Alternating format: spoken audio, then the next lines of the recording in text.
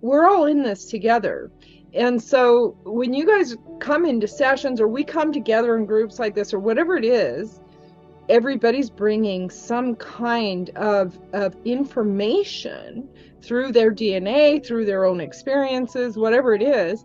And then as we bring it forward together, and oftentimes I'm able to decode it, but you guys are too in certain ways. So as we're bringing it forth and coming together, it's kind of weaving our collective DNA. And so we're getting a lot of really amazing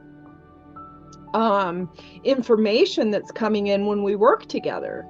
And so it's awesome to be able to finally come together. And this is really part of, but it's really the way that we were designed, is that we were supposed to be able to come together and help each other in life, right? Well, this transmission happened this week when a woman came into a session with me, and I've worked with her lots and lots of times before. And she actually used to work with a couple that are claiming they're in the false light. They're liars and false prophets. And it's a couple that claims to be a twin flames. And I learned a lot about them because two of my clients brought them to my attention just in the last month. And so obviously the universe is kind of working this out to bring into my world for some reasons that we're going to talk about. But that as she came to me and she told me some things about them, and then somebody else told me some things about them, and then I saw this other video that someone else did about them that was really incredible. And they're frauds. They went to Sedona and they studied off of the true ascended masters and the true way showers, and learned about the Melchizedek order and twin flames and this, that, and the other. And like many people, a lot of people really think that what they're doing is the right thing to do because they're learning about this from their mind and they are not truly activated from source. And so, but I do believe that they're nefariously doing this because they are truly frauding people. And they are claiming that they can initiate people in the Melchizedek order, which it does not work that way. I cannot initiate you into the Melchizedek order. I can prepare you for who I can prepare you energetically and help guide you into alignment, so that when you're initiated, you're going to get initiated. You may not belong to the Melchizedek order. And so to claim that you can initiate somebody into that in the human world is a complete lie. If you have anybody that's trying to tell you that, it's a lie.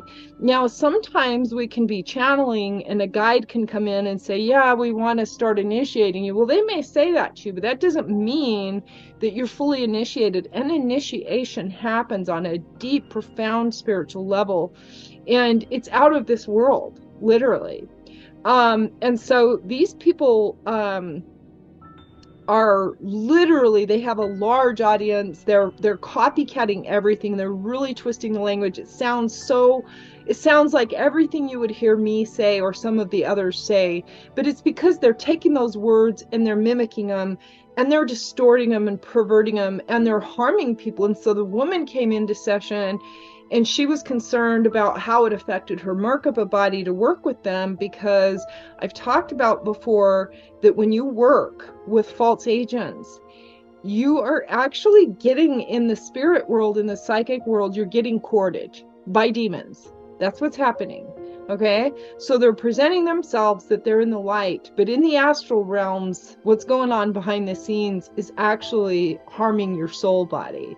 And not only that, but of course in the physical world, it can affect you as well, because, well, you're getting frauded and it's going to delay your ascension process. And that's what they're doing, is they're hosting demonic entities in their vessels, claiming to be in the light, to interfere with your ascension process and to astral court and harvest your energy, which they feed on, which fuels the demonic entities. So it's a really, really, really disturbing situation. It's actually the one thing that makes me so angry. That actually makes me, I don't want this to sound bad, but it's actually, to me, as bad as harming little children, because the damage that they're doing to you spiritually, and this is has not been just going on in this lifetime. This has literally been going on forever. So it's a lot of the same demonic entities that work through these type of beings. But if you ever heard Jesus talk about the false prophets, it's one of the things that made his blood boil more than anything else. And there's a reason why, because it is so unholy to claim to be a healer, like and to heal people in ways that you really can't, or that you don't even know what you're talking about. To claim that God touched you in some way when God did not. And so that is a really big problem. Well, and there's a second part of this that I'm going to cover too before we go into the channeling part of it. But so essentially these people are on a mass level frauding people, but they're also implanting them with demonic implants. And then they're astral courting them, and it's a hideous thing, because it can cause a lot of people to fall off the path of ascension. It can cause people to be repelled by the true ascension teachings, because now they're afraid that anybody that says it isn't in the light.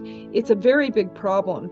And so anyway, in our session, I was channeling the spirit guides, and I was talking to them, and basically what they told me, which is why I wanted to share this with you guys, is that they made a really important point to me that I hadn't really thought about before. I mean, I usually just do it kind of naturally, but this time they said, no, you guys need to collectively as a people to begin to bind those energies and to send it to the spiritual courts, file court case. This is how they're explaining it to me, is that they want us to file a court case in the spiritual courts against these beings.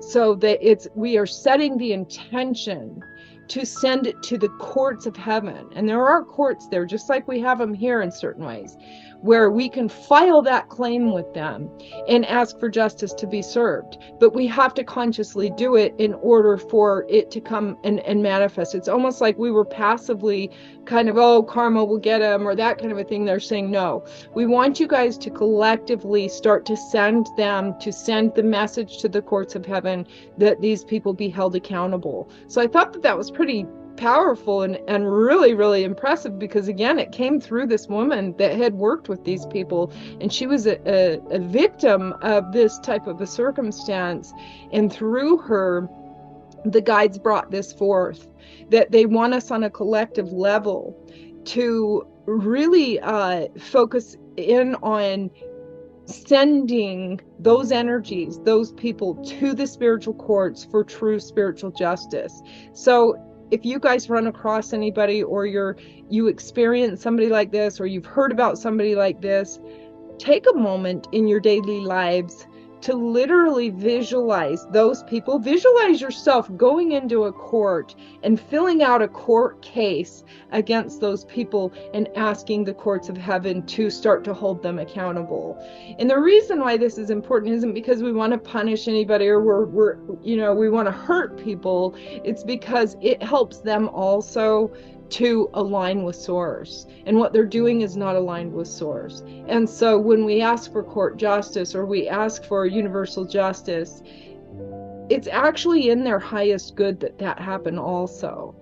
So I thought that was quite profound, that it came in that way, and I wanted to share that with you guys too before I go into the other part of today's channeling.